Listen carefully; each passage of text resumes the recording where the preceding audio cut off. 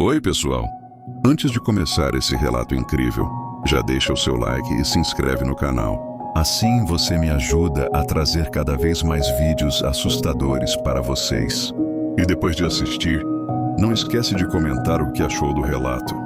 Quero muito saber a opinião de vocês. A maldição da Fazenda Pedra Branca, no coração esquecido de Minas Gerais. Existe um lugar que poucos têm coragem de mencionar em voz alta. Um terreno vasto, de mata fechada e solo fértil, que já foi cobiçado por muitos, mas amaldiçoado por todos que tentaram habitá-lo. Esse lugar é conhecido como a Fazenda Pedra Branca. No início da década de 1980, a família Almeida, João, o pai, Margaret, a mãe, Carolina, a filha mais velha, e o pequeno Pedro acreditou que tinha recebido uma bênção.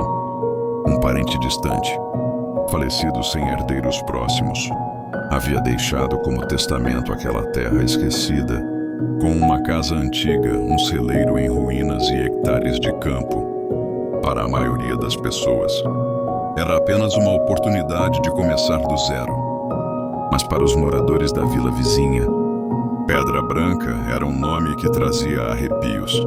Quando a família passou pela pequena vila para comprar mantimentos, os olhares dos locais não eram de curiosidade, mas de pena. Alguns até se atreveram a avisar. Vocês não deviam ficar lá. Aquela fazenda não aceita moradores. A terra é boa, mas não é de Deus.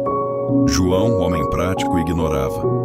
Chamava tudo de superstição de interior. Mas no fundo, Margaret sentiu um frio estranho no estômago. A estrada até a fazenda era longa, uma trilha de terra vermelha que serpenteava entre árvores altas e retorcidas. O carro balançava nas pedras, e a cada quilômetro a sensação de isolamento aumentava. Quando chegaram, o sol já se punha, pintando o céu em tons alaranjados que logo cederam à escuridão. A casa, de madeira escura e telhado gasto, rangia com o vento. O celeiro, ao fundo, estava semiaberto, com tábuas soltas que batiam lentamente, como se respirasse. Carolina comentou, com a voz baixa: "Parece que ele está olhando pra gente." Naquela primeira noite, ninguém dormiu bem. O barulho dos grilos e dos sapos logo foi engolido por sons estranhos. Vacas mugiam sem parar. Cavalos batiam contra a cerca, como se algo invisível os provocasse.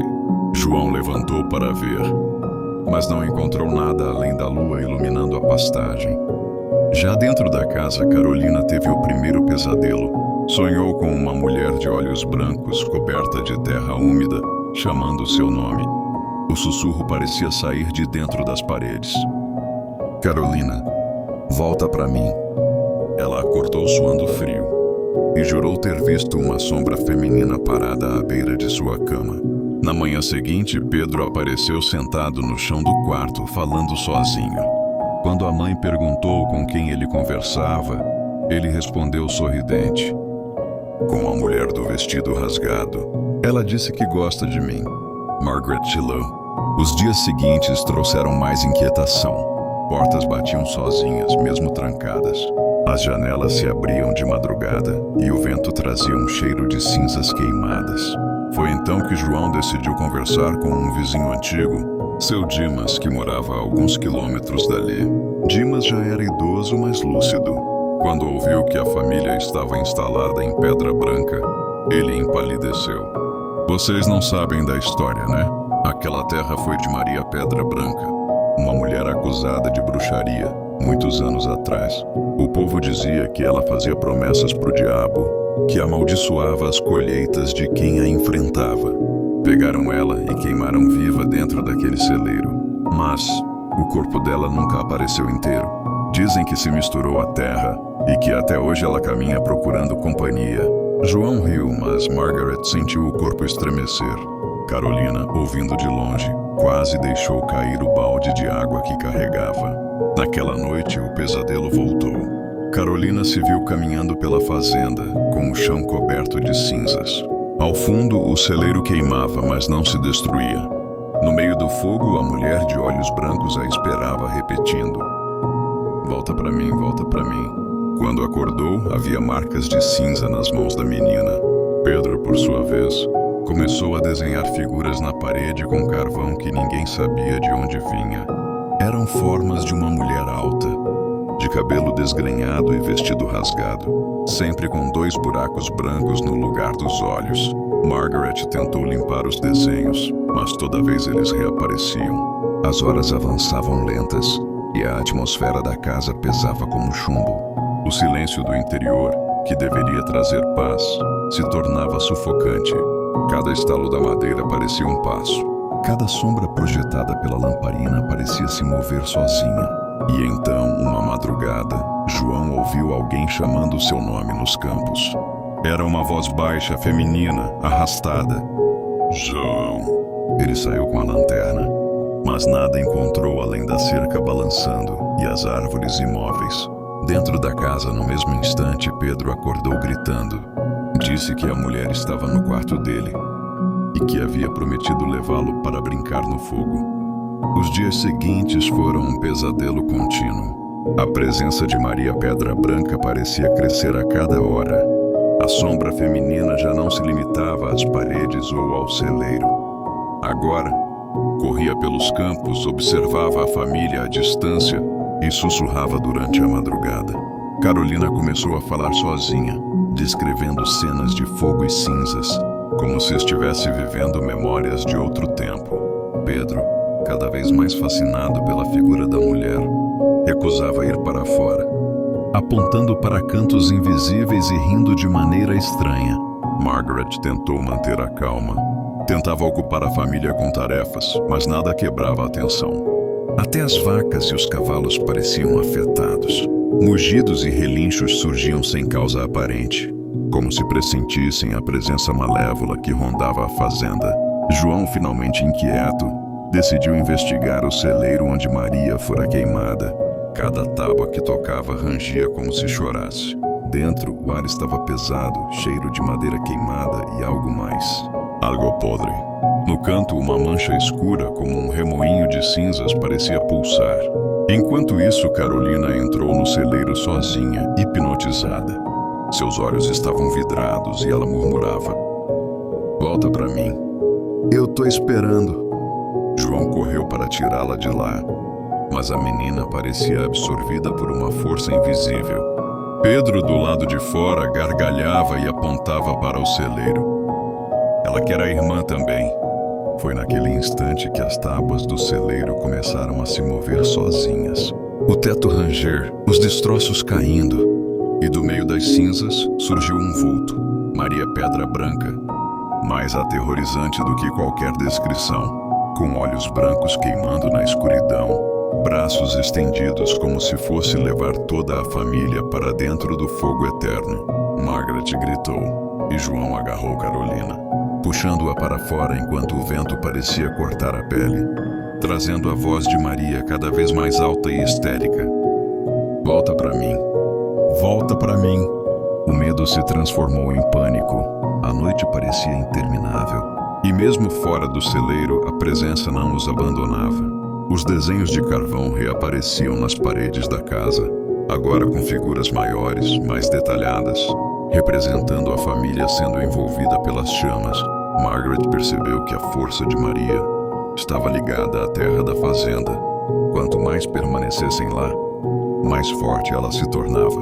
Era hora de agir. Mas como enfrentar algo que não era humano, algo que se misturava com a própria essência do lugar? João, decidido, recordou-se de um antigo diário que seu Dimas mencionara.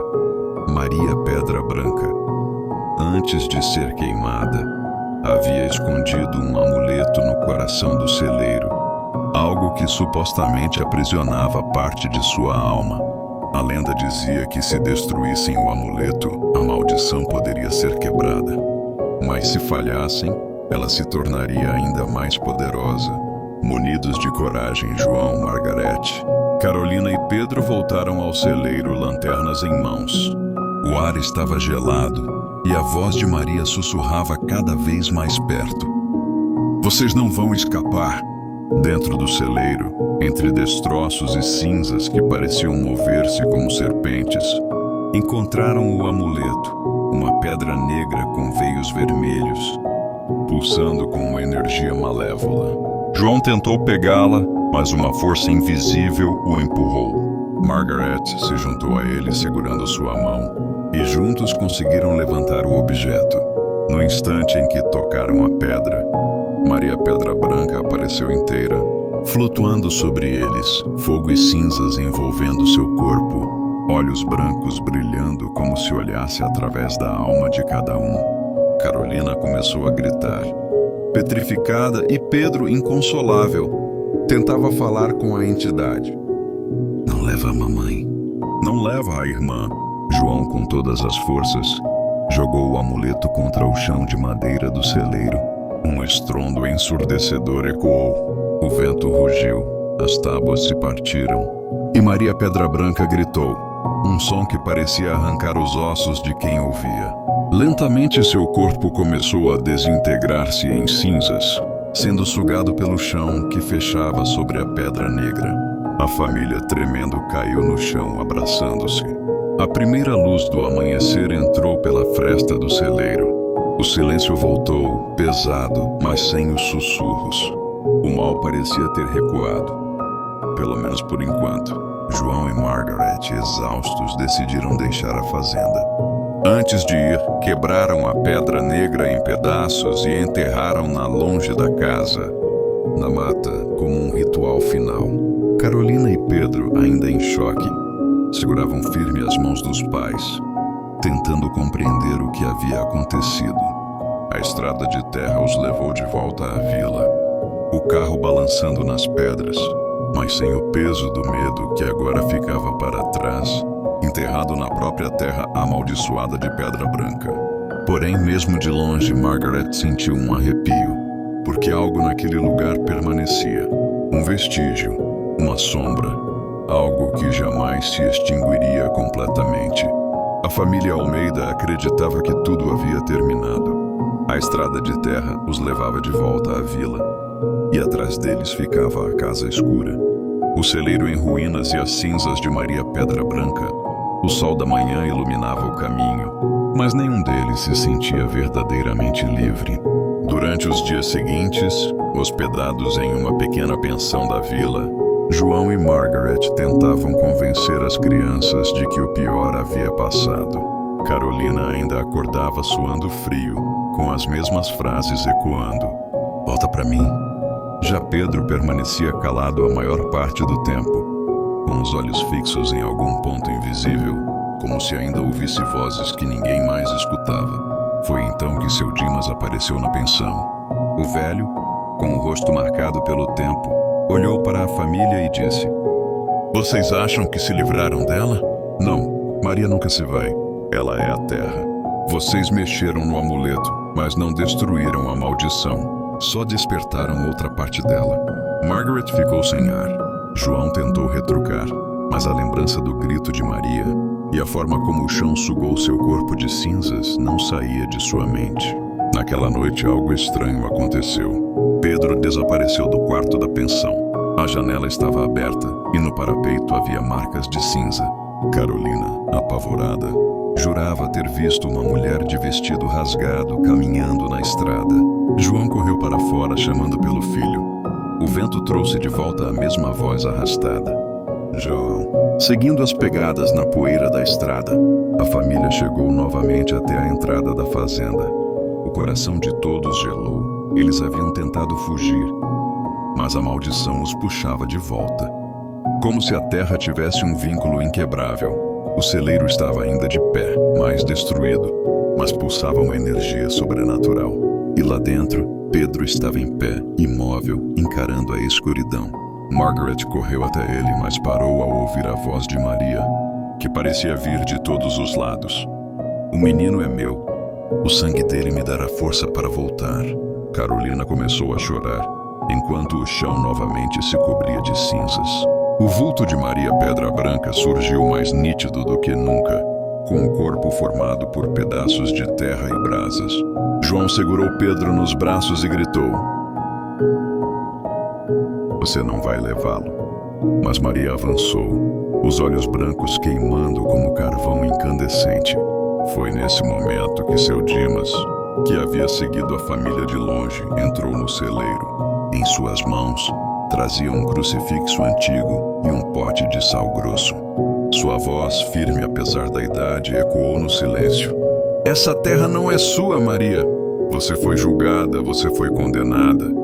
O que você busca agora é apenas ódio. E ódio não cria raízes. Maria gritou, um murro ensurdecedor que fez as lanternas apagarem. As paredes do celeiro tremeram como se fossem desmoronar. Dimas jogou o sal em volta da família, formando um círculo de proteção, e ergueu o crucifixo contra a figura. Maria avançava, mas cada passo a queimava como se o círculo a repelisse. Suas mãos alongadas tentavam agarrar Pedro, mas eram forçadas a recuar. Margaret, chorando, abraçou os filhos, enquanto João se unia a Dimas para reforçar a barreira. O ar cheirava a enxofre e madeira queimada, e do chão subiam labaredas negras. Vocês não podem me expulsar. Eu sou pedra branca. Eu sou a terra. Eu sou o fogo que nunca se apaga. O grito ecoou, sacudindo cada canto do celeiro. Mas Dimas continuou rezando em voz alta, cada palavra como uma lâmina de luz. Aos poucos, Maria começou a se fragmentar em pedaços de cinza, que o vento carregava para fora da construção. Seus olhos brancos foram os últimos a sumir, dissolvendo-se no ar. O silêncio voltou. O celeiro finalmente desmoronou de vez, caindo em pedaços diante dos olhos da família. Pedro, ainda tremendo, voltou a falar normalmente. Carolina desabou nos braços da mãe. E João, ofegante, olhou para Dimas como se tivesse visto um milagre. O velho, porém, não sorriu. Apenas disse: ela pode ter sido expulsa por agora, mas Maria Pedra Branca nunca será esquecida. Vocês precisam ir embora desta terra. Se ficarem, a maldição vai encontrá-los outra vez. A família deixou a fazenda ao amanhecer, carregando apenas as roupas do corpo. Nunca mais voltaram. Anos depois, moradores da região ainda juravam ouvir, nas noites sem lua, o som de uma mulher chamando por alguém nos campos. Alguns afirmam que, ao passar perto das ruínas do celeiro, sentiram o cheiro de cinzas queimadas e ouviram o mesmo sussurro arrastado: volta pra mim. Muito obrigado por assistir até o fim. Fique atento. Você nunca sabe o que pode estar escondido nas sombras.